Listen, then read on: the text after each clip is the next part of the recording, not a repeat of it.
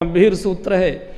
जिसकी यहाँ की विधि बिगड़ जाती है उसका वहाँ का भी विधि बिगड़ जाया करता है। ये नियम है। जिसकी यहाँ की विधि बिगड़ी उसका वहाँ का भी विधि बिगड़ता है। विधि माने विधाता, विधि माने ब्रह्मा, विधि माने विधान, विधि माने विधि, तरीके, तौर, नियम। किसी भी प्रकार का नियम, तौर, तरीके, विधि, विधान अगर आपका यहाँ का बिगड़ गया तो वो विधि भी बिगड़ जाया करता है, फिर उसको कोई मना नहीं सकता।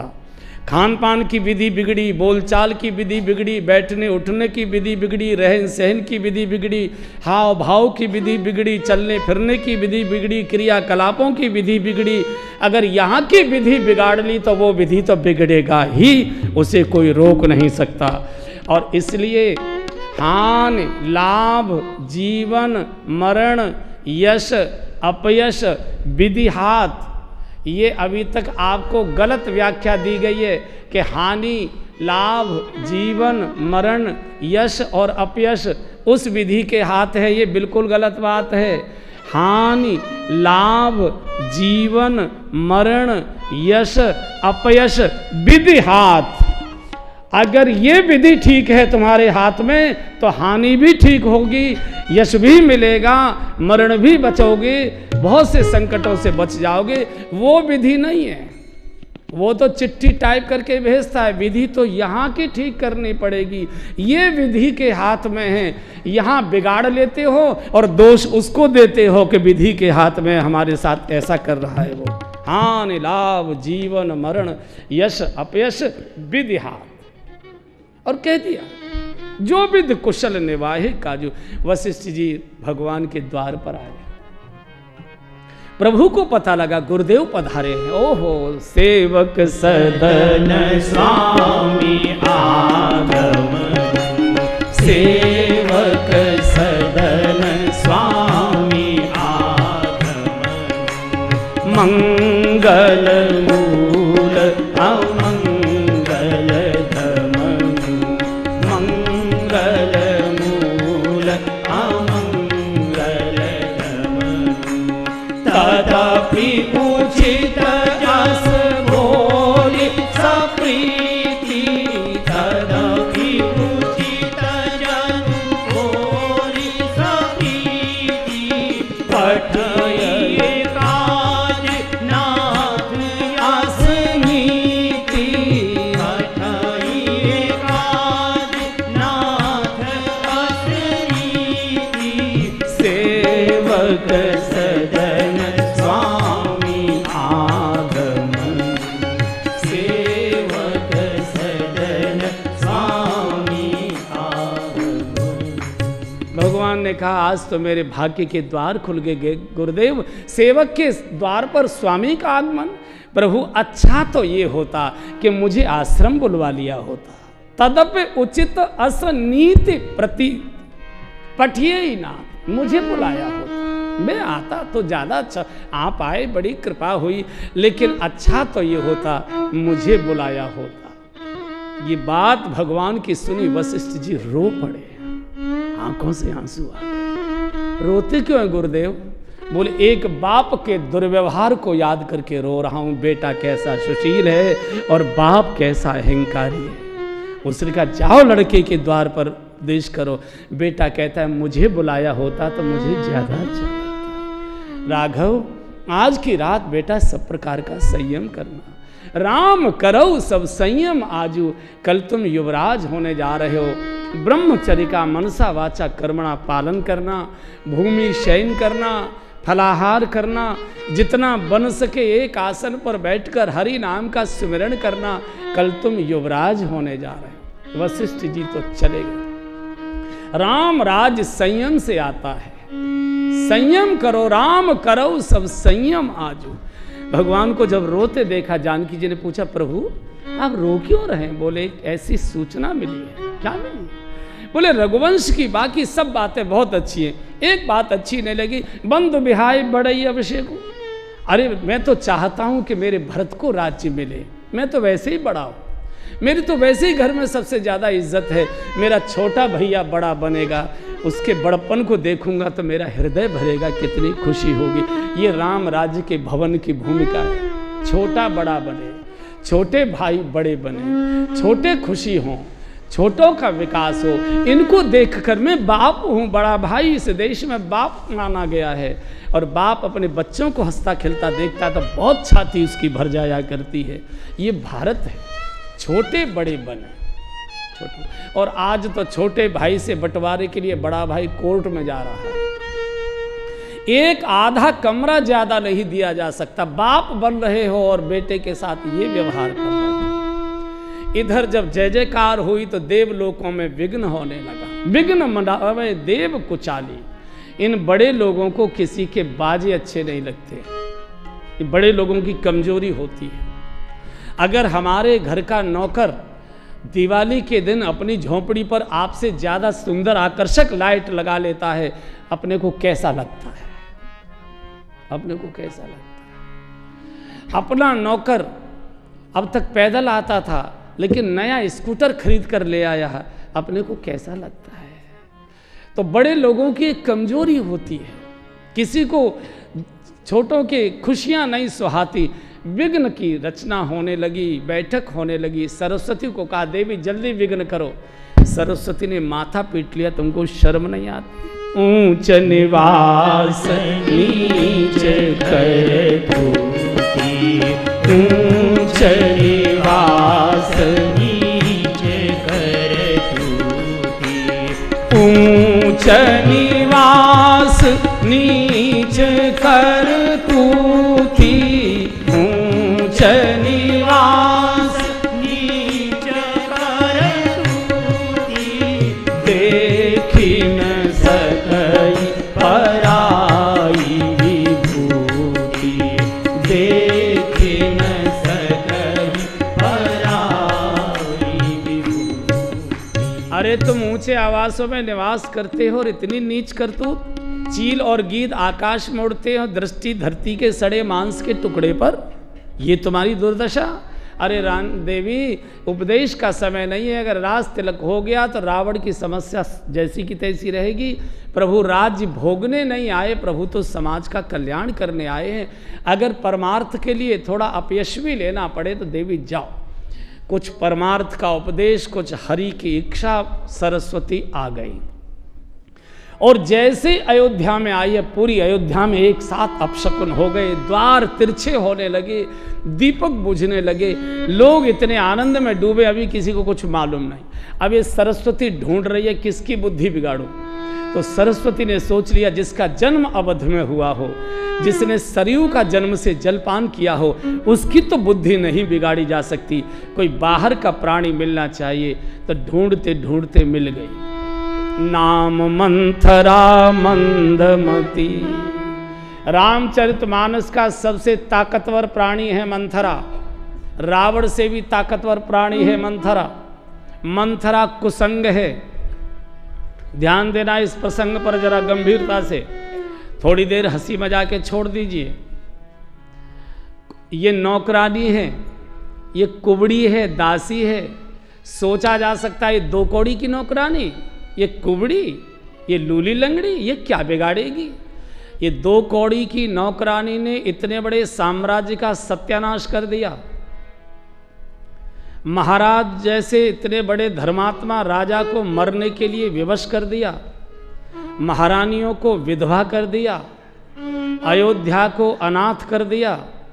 जय जयकार को हाहाकार में बदल दिया। और सत्यनारायण को राजभवन से निकालकर वनवास में भेज दिया। मंथरा को कोई राजमहल से निकाल नहीं पाया। और 14 वर्ष के वनवास के बाद फिर जब राज तिलक हो गया, इसके बाद भी मंथरा को फिर राजभवन में ही रहना पड़ा। कोई निकालने की हिम्मत नहीं कर सका। मंथरा ये कुसंग है बंधु और बहनों। कुसंग को कभी छोटा मत समझिए। रिपु रुज पावक पाप प्रभु अहि गनिये न छोट कर। छोटा मत समझो। ये 2 कौड़ी की नौकरानी, इसकी हैसियत क्या है? ये क्या करेगी? ज्यादा नहीं लेते, केवल या तो होली दिवाली या कोई खास रिश्तेदार है तब एक आधा घूंट ले लेते, फिर नहीं लेते कभी। एक घूंट जिसने ले लिया, रंगीन बोतल जिसके फ्रिज में आ गई, न कोई साधु का आशीर्वाद निकलवा सकता है, न गुरु मंत्र निकलवा सकता है, न पत्नी के आंसू निकलवा सकते हैं, न तड़पते बच्चे निकलवा सकते हैं। फिर वो बोतल हाथ से केवल चिता ही हटवा सकती है और दूसरी किसी की ताकत ही नहीं है। एक बार अगर कुसंग की ओर पैर चला जाए, जीवन भर वापस नहीं हो सकता, नहीं हो सकता, नहीं। व्यापार हमारा ऐसा है कि अफसरों के साथ बैठना पड़ता है, इसलिए नहीं, गलत बात है। अफसरों पर मत डालो, तुम्हारे भीतर की आत्मा कमजोर है, तुम्हारे भीतर की आत्मा कमजोर है। और मेरी व्यासपीठ अनुभव से बोल रही है, अगर बड़े बड़े अफसर पीते हों और आप बड़े छोटे ठेकेदार कर्मचारी हों, अगर आप हाथ जोड़कर मना करेंगे नहीं पिएंगे, तो वो अफसर इतने ग्लानि में गलकर जाएंगे, उस समय तो जरूर रौब दिखाएंगे, लेकिन अपने कमरे में जाकर पत्नी को कहेंगे कि हम तो नरक में भोग रहे हैं, देवता तो वो है, देवता तो वो। इसलिए इस पर सावधान रहिए। एक बार कुसंग घर में प्रवेश कर गया, बड़े से बड़े परिवारों में कुसंग प्रवेश कर जाता है, पता नहीं लग पाता है। साधारण परिवार नहीं है ये रघुवंश का परिवार है। धर्म धुरंधर गुण निधि ज्ञानी महाराज दशरथ के मालिक है। ब्रह्म जिसके आंगन में बालक बनकर आया है, भक्ति जिसके घर की बहू बनी है, काल जिसके आंगन में बालक बनकर खेल रहा है, भरत जैसे परम संत इस घर के अंदर विराजमान है। इस घर में भी जब कुसंग आकर बैठ सकता है, तो हमारी और आपकी तो हैसियत क्या है। इसलिए मानस कह रहा है, भगवान राम कह रहे हैं, बरु भल बास नरक कर खाता, बरु भल बास नरक कर खाता, दुष्ट संग जनि दे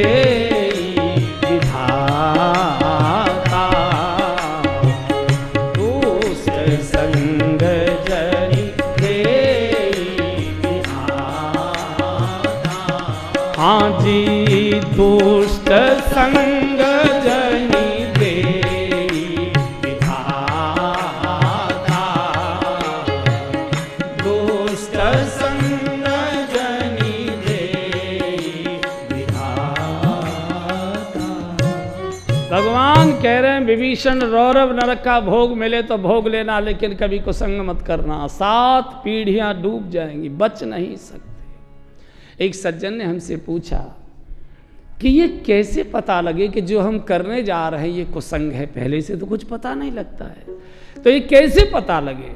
मैंने कहा, देखो भाई, शास्त्र तो मुझे ज़्यादा पढ़े हैं नहीं, मैं तो बिना पढ़ा क्या व्यक्ति हूँ, लेकिन मुझे अनुभव जो आया है, कुसंग क्या है, ध्यान से सुन लीजिए।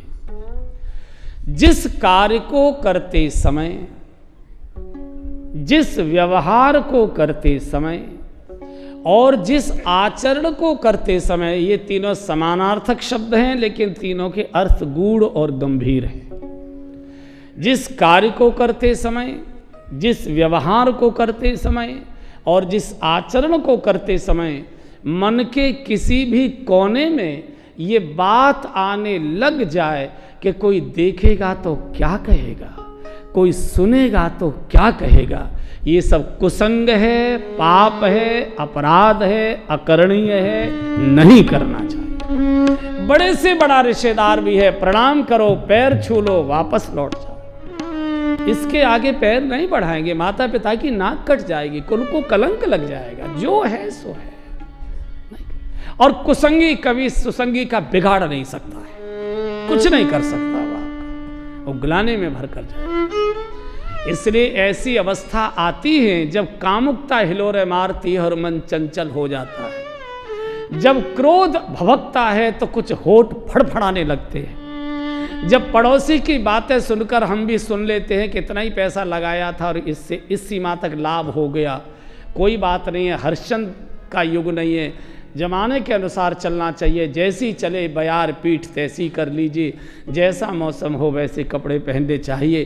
कहाँ खिसकते रहोगे, दुनिया कहाँ से कहाँ पहुँच रही है और तुम वही मितकाल कर रहे हो। जब लोभ की सड़ाएं मस्तिष्क को विकसित करने लगे और बचने का कोई साधन न दिखाई दे, तो एक बार आंख बंद करके गिरिराज महाराज की तलेटी की व्यासपीठ पर बैठे हुए विजय कौशल की याद कर लेना।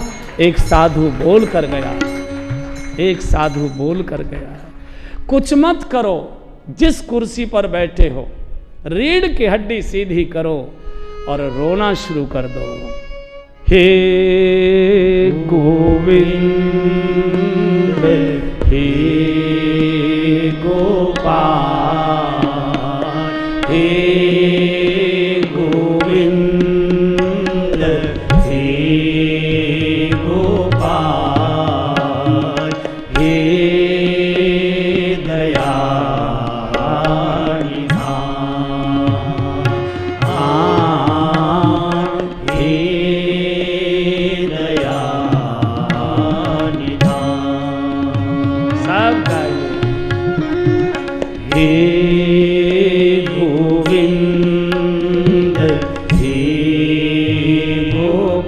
बचाओ।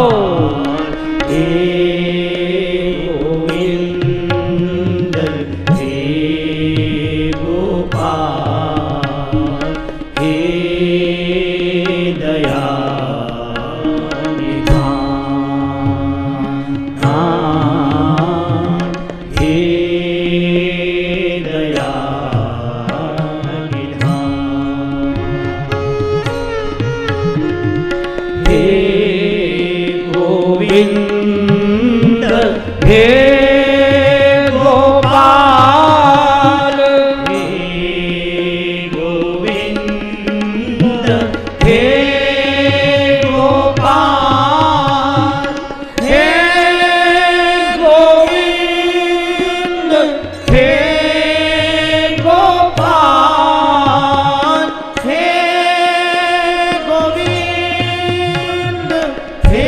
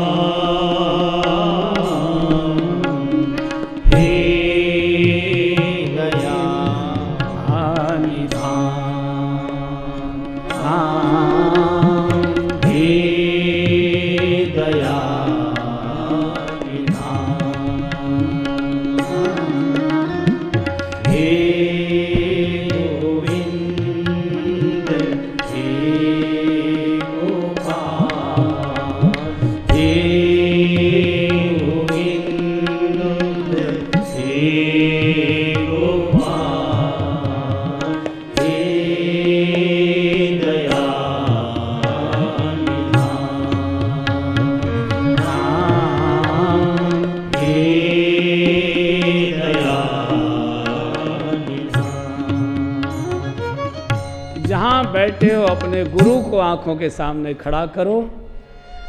गुरु नहीं है तो कोई संत जिनके प्रति आपकी श्रद्धा हो, आंखों के सामने खड़ा करो, प्रभु के नाम का सुमिरन करो और उनसे प्रार्थना करो। खड़े हो जाओ, टहलना प्रारंभ कर दो, वो चक्र आपका टूट जाएगा, बच जाओगे। और दूसरी इस दुनिया में कोई दवा बनी ही नहीं, बनी ही नहीं।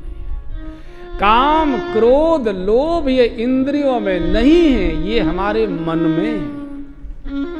लोग इंद्रियों को तासते हैं, कोई लोहे की लगोटी बांध रहा है, कोई जकड़न किए हुए है, कोई छल्ला लटकाए हुआ है, कोई जंजीर बांधे हुआ है। अरे भाई, ये पागलपन की बातें मत करो। इंद्रियों में काम नहीं है, इंद्रियां तो काम को अभिव्यक्त करने का माध्यम है, काम तो हमारे मन में है।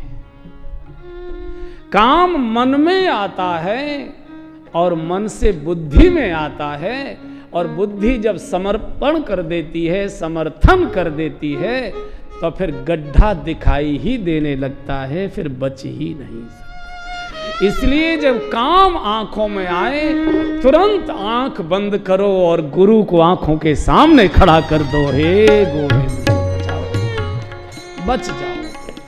औषधि खाओगे तो बच जाओगे, नहीं तो प्रभु मालिक है उसका।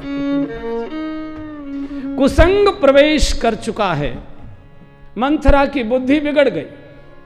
कैकेयी को जाकर फटकारती, अरे सोने खाने से फुर्सत नहीं, सत्यानाश हो गया अवध का। क्या हुआ? राम राजा होने जा रहे हैं और तुमको दासी बनने की आज्ञा होने जा रही है।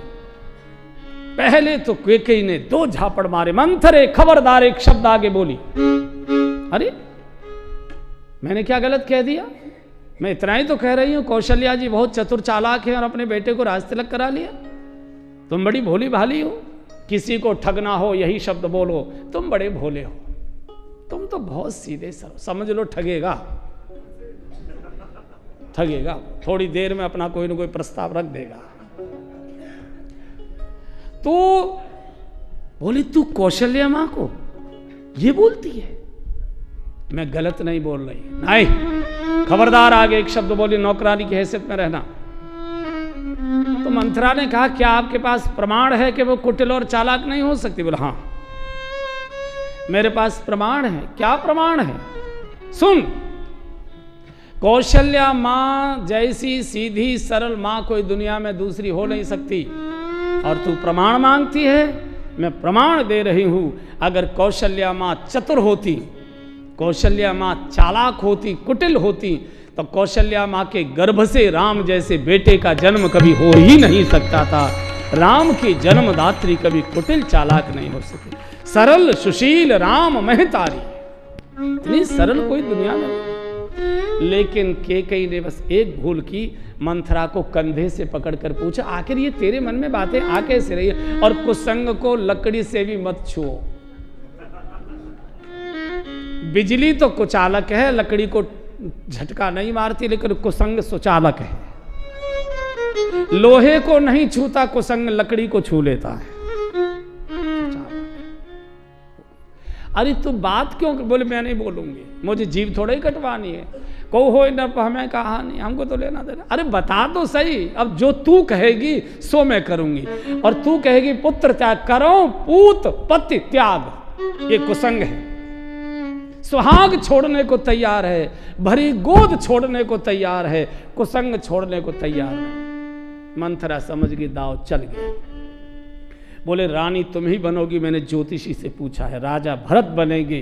बस एक काम करो, दशरथ जी आएंगे, रूठ कर बैठ जाओ, कोप भवन चली जाओ, ये बढ़िया बढ़िया कपड़े उतारो, काले कपड़े मैले फटे पहनो, बाल खोलो, धरती में लेटो, लाइट बंद करो। और जब दशरथ जी शाम को आए मानना नहीं, पहले अपने 2 वरदान मांगना। एक वरदान में भरत जी को अयोध्या का राज्य, और दूसरे वरदान में 14 राम का वनवास। 14 वर्ष नहीं कहा, बोले जीवन भर का वनवास। और जब तक राजा राम कसम न खा लें होठ नहीं खोलना। चली गई कोप भवन। और ये कुसंग है बंधुओं और बहनों। एक बार कुसंग पड़ोसी बन जाए, संस्कृति के वस्त्र उतरवा देता है, विकृति के काले कपड़े पहना देता है। एक बार कुसंग जीवन में प्रवेश कर जाए, कनक भवन से निकालकर कोप भवन में धक्का मार देता है। कोप बड़े बड़े कोठियों में, महलों में रहने वाले कार से उतर कर आते तो गालियां बकते आते, कोप करते आते। बहुत विचित्र है। जीवन के प्रकाश को बुझाकर अंधकार में धकेला देता है और जाओ घुसा। इधर दशरथ जी सीधे कैकेयी के भवन आते हैं। मेरी प्यारी रानी, आज मैं कहूंगा कि देखो तेरे मन का विषय पूरा हो रहा है। रानी कितनी गदगद हो गई होगी, लेकिन भोले राजा को नहीं मालूम कि बंटा ढार तो पहले ही हो चुका है।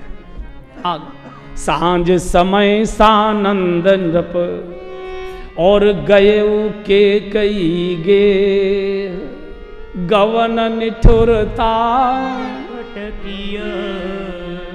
जानी दे हसने। ओहो, पूरा षड्यंत्र रच चुका है। मंथरा दरवाजे पर, राजा ने पूछा, देखो जाना चाहिए था राम के भवन में। अरे कोई भी व्यक्ति जरा सी साइकिल खरीद कर लाता है, हनुमान जी के मंदिर में लेकर जाता है। देवी के मंदिर में लेकर जाता है, प्रसाद चढ़ाता है। इतना बड़ा उत्सव कर रहे हो, राज तिलक का उत्सव होने जा रहा है, उत्तराधिकारी का चयन होने जा रहा है, पूरी अयोध्या जय जयकार में डूबी है, और तुम राम के भवन को छोड़कर काम के भवन में, कौशल्या जी के भवन में जाना चाहिए था, तुम कैकेयी के भवन में आए हो, और यहाँ नहीं मरोगे तो और होगा क्या? मंथरा से पूछा रानी कहाँ है? बोले चले जाओ कोप भवन। अब जिसके जीवन के दरवाजे पर कुसंग बैठा हो वो तो कोप भवन का ही रास्ता बताएगा।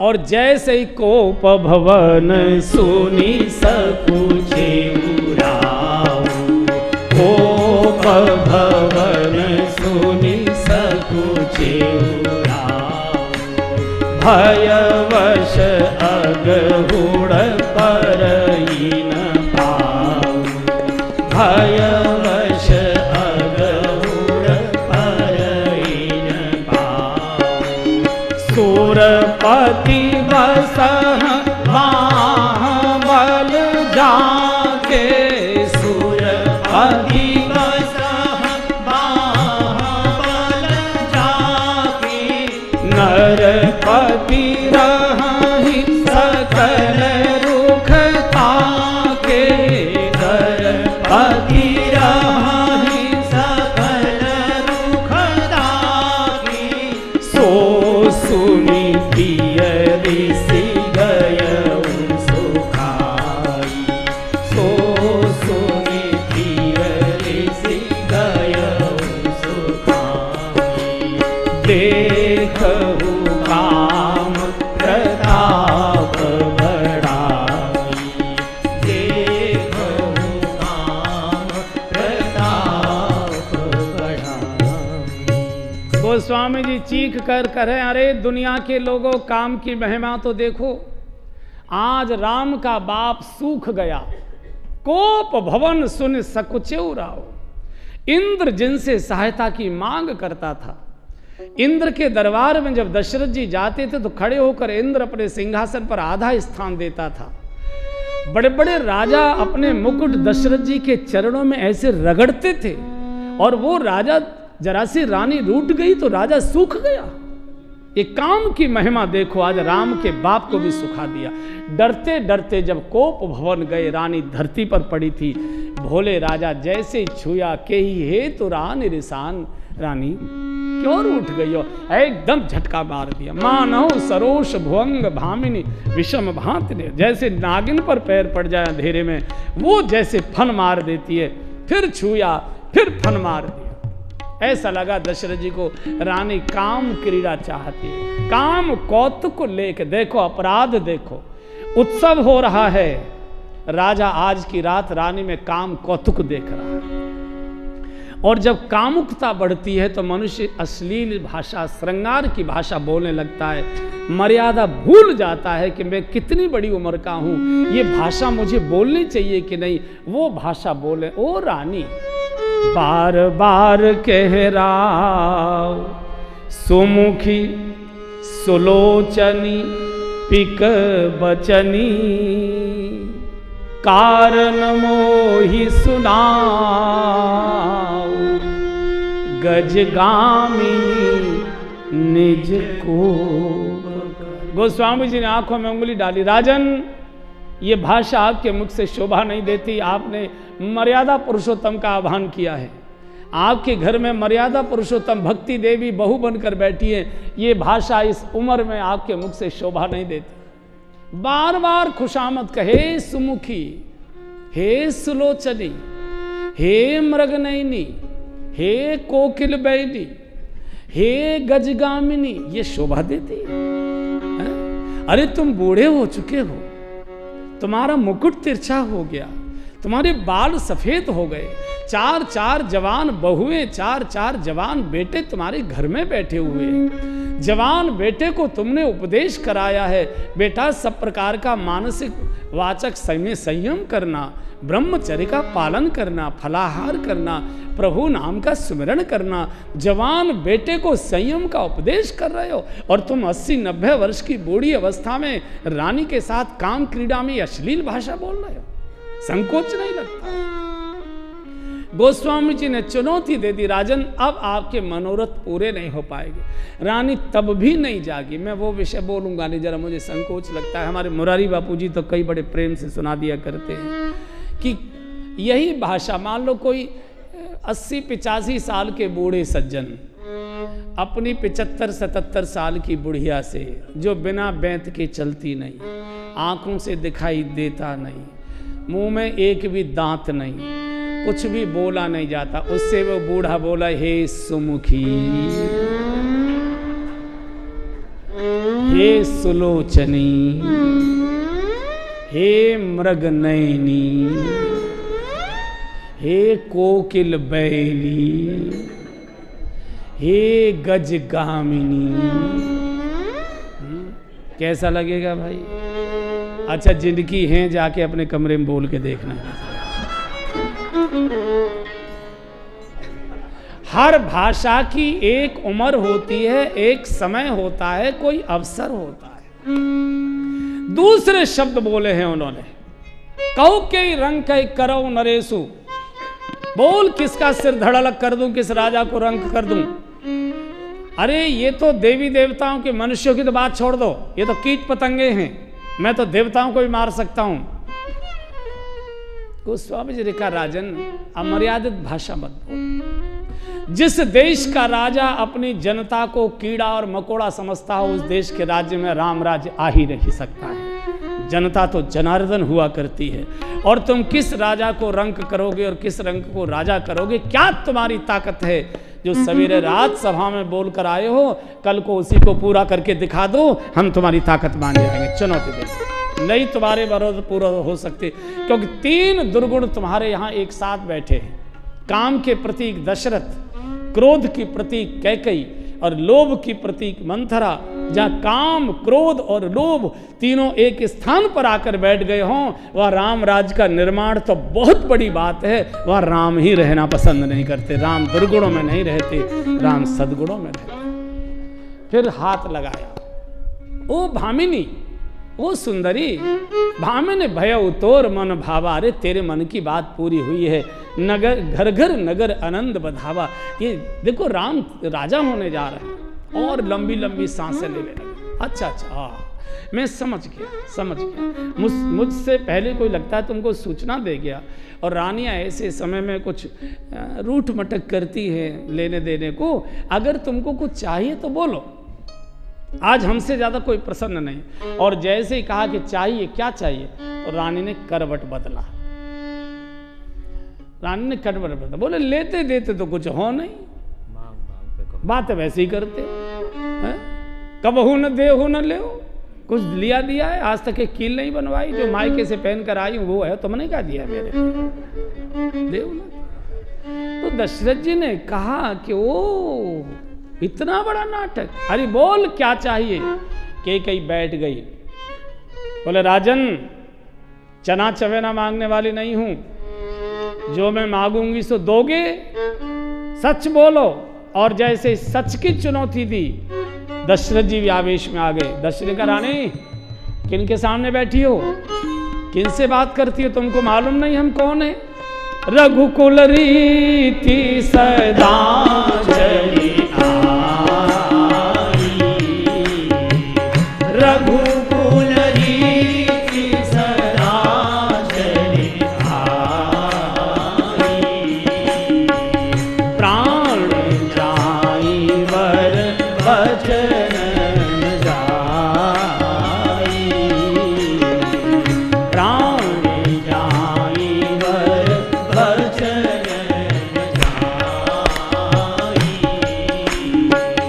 नहीं असत्य सम पातक कुंजा, नहीं असत्य सम पातक कुंजा, गिरि समोहि कोटिक गुंजा, गिरि समोहि कोटिक गुंजा, सत्य मूल सब सुकृत सुहाए,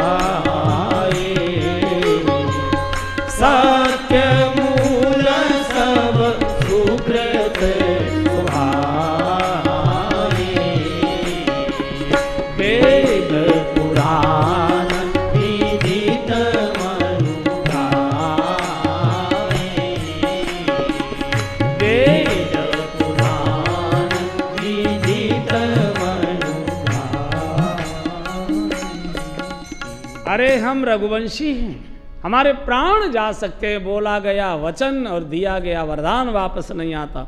और सुनो, अगर तुमको मेरी बात पर फिर भी भरोसा ना आता हो तो मैं श्री राम कसम खाकर कहता हूं, जो मांगोगी सो। और बस इसी की प्रतीक्षा के कई कर रहे। जैसे ही दशरथ जी ने राम कसम खाई है, पूरी अयोध्या में अपशकुन दीपक बुझने लगे। कौशल्या मां शयन आरती का थाल सजाकर मंदिर जा रही थी, आरती का थाल हाथ में पहुंचा। इतना बड़ा अपशकुन आज मेरे घर में कैसे हो रहा है? एकदम सारी अयोध्या कांप उठी। तुमने राम कसम खाई। जैसे बहेलिया के जाल में पक्षी फंस जाता है और बहेलिया फिर पक्षी के एक एक पंख और नाड़ी नस को चीरता है, छीनता है, तोड़ता है, मरोड़ता है और ची ची ची ची करके जैसे पक्षी प्राण छोड़ देता है। अभी दशरथ जी की वही स्थिति होने जा रही है।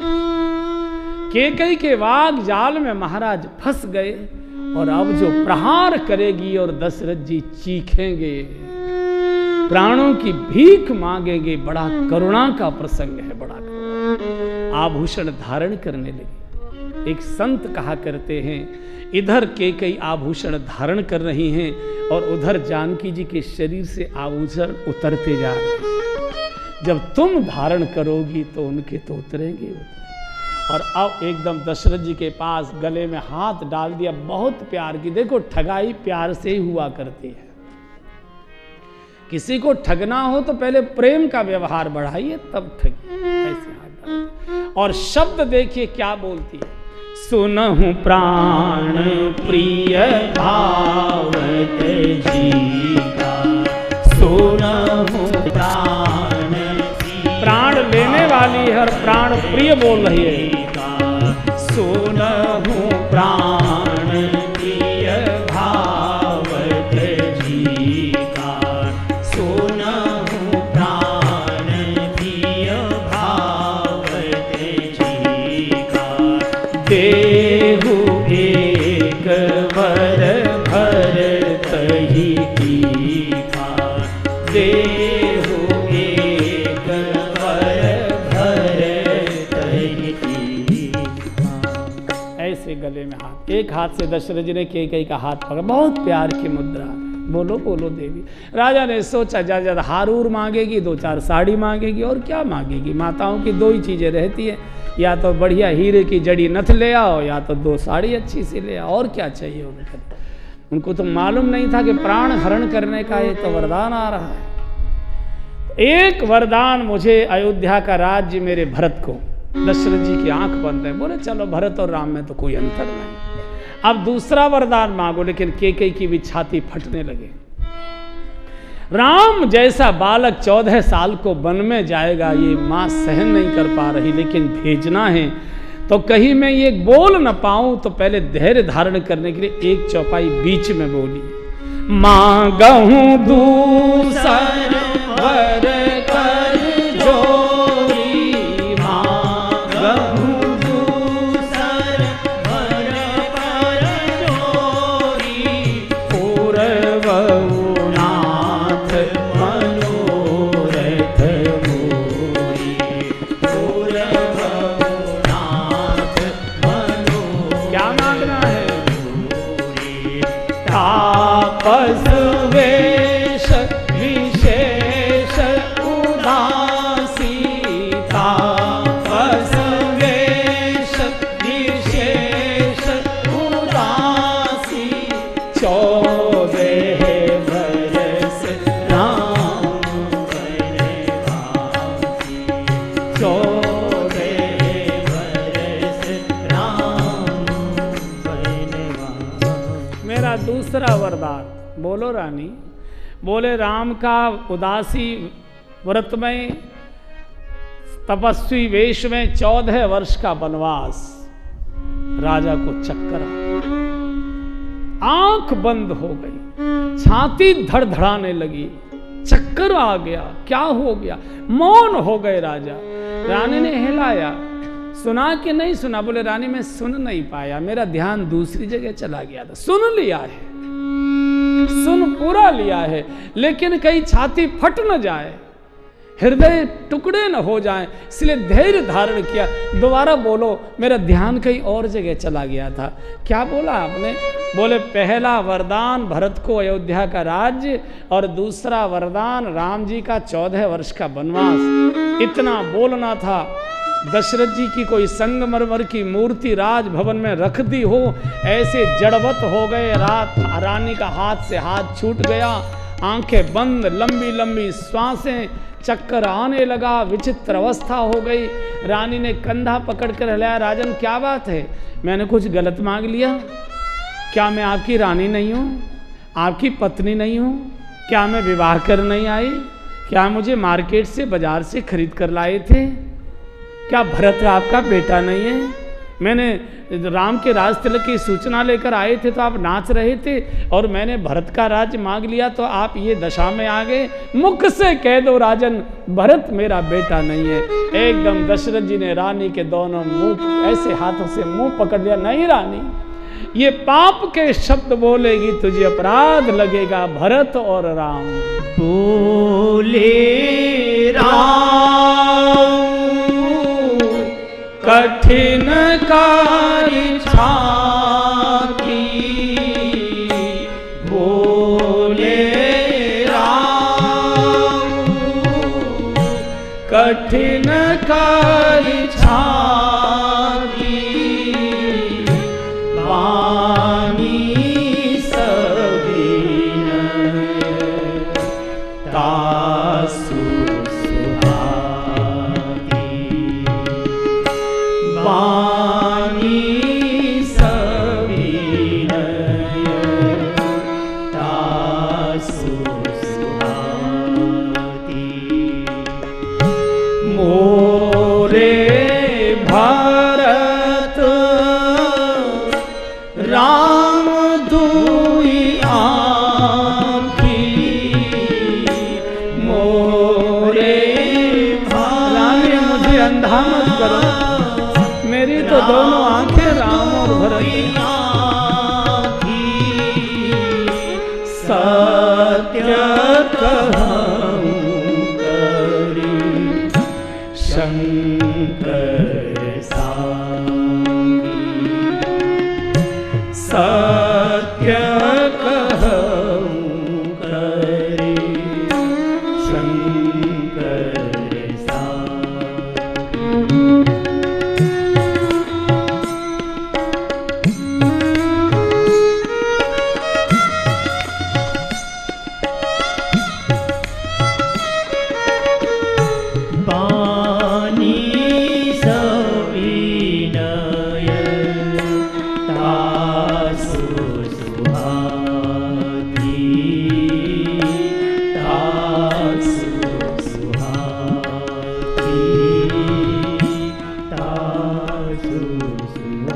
दशरथ जी ने दोनों हाथों से अपने हृदय को पकड़ा।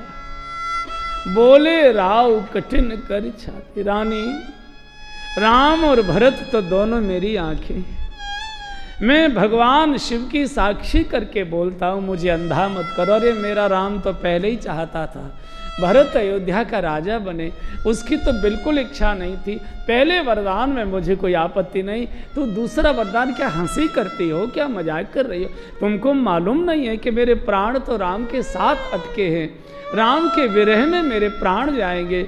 और तुमको ये भी मालूम है कि विश्वामित्र जी जब मांग कर ले गए थे तो मैंने कैसे एक एक दिन अपने प्राणों को बचा कर रखा है।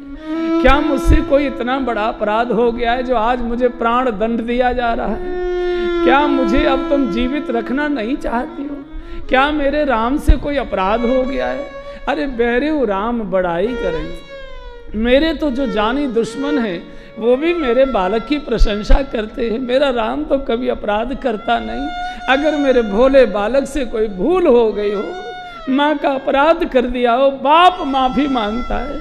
मुझे क्षमा कर दो, ये तो मैं कभी स्वप्न में भी नहीं सोच सकता था। तेरे मुख से ये शब्द कैसे आ रहा है कि राम वन को चले जाए। एक दिन तुम कहा करती थी, हे विधाता अगले जन्म में राम मेरे गर्भ में आना चाहिए, और आज मेरे राम को तू वन के अंदर भेज रही है। तेरे मुख से शब्द कैसे निकला है? रानी, मेरे बच्चे ने कोई अपराध किया हो, मेरे भोले बालक से कोई भूल हो गई हो, उसका बूढ़ा बाप तुमसे माफी मांगता है। और जैसे ही दशरथ जी ने कैकेयी के पैर पकड़ने की कोशिश की, कैकेयी ने इतनी जोर से धक्का मारा, दशरथ जी को खंबे में जाकर सिर लगा, रक्त के फुहारे फूट पड़े। आप क्या समझते थे चना चबेना मांग लेंगे? नहीं देना था तो स्त्रियों का सा नाटक करने की जरूरत क्या थी? आप मना कर देते, मैं नहीं मांगती। अरे रानी, कैसी बात करती हो, कैसी बात करती हो? आज तुमको हो क्या गया? मेरी भोली भाली कैकेयी रानी कैसी दुलारी प्यारी सीधी सरल, आज उसके मुख से ऐसे कठोर शब्द कैसे आए?